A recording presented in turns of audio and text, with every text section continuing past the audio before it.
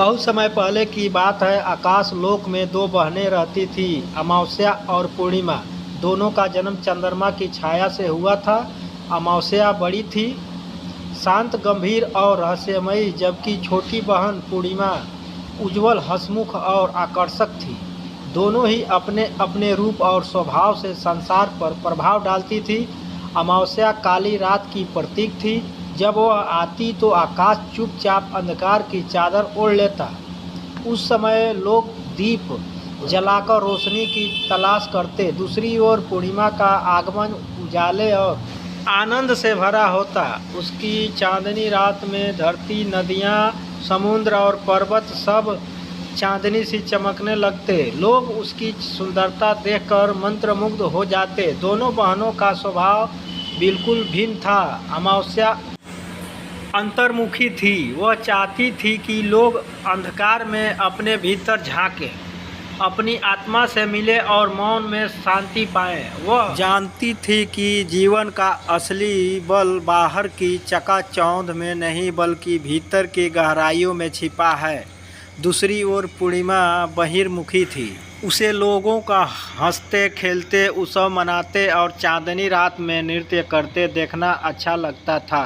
वह मानती थी कि जीवन का असली आनंद प्रकाश, प्रेम और उल्लास में है। एक बार दोनों बहनों में वाद विवाद हो गया। पूर्णिमा ने कहा, बहन, तुम्हारी रात में कोई खुशी नहीं होती।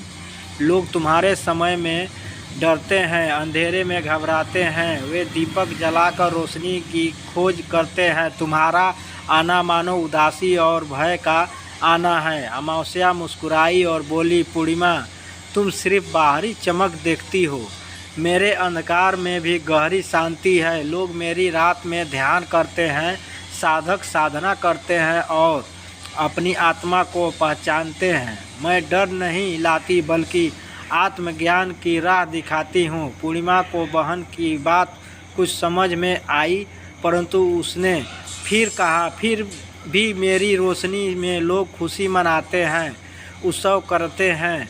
मेरी चांदनी उन्हें जीवन की सुंदरता दिखाती है। तुम्हारा अंधकार उन्हें रोकता है, जबकि मेरा उजाला आगे बढ़ाता है। अमावस्या ने गंभीर स्वर में कहा, सच है बहन, पर सोचो, यदि अंधेरा न हो तो तुम्हारा प्रकाश कौन पहचान पाएगा? अगर हर दिन रोशनी ही हो तो उसकी महत्ता कम हो जाएगी। मेरा अंधकार ही तुम्हारे उजाले को और भी मूल्यवान बनाता है। दोनों बहनें कुछ देर मौन रही। फिर पूर्णिमा ने अमावस्या का हाथ थाम लिया और बोली, तुम सही कहती हो, मैं चमकती हूँ क्योंकि तुम पहले अंधकार का आंचल फैलाती हो। हम दोनों ही मिलकर जीवन का सुंदरता बनाते हैं। तुम आत्मचिंतन और शांति देती हो, मैं आनंद और उल्लास। उस दिन से दोनों बहनों ने तय किया कि वे बारी बारी आएगी, कभी अमावस्या आएगी तो कभी पूर्णिमा।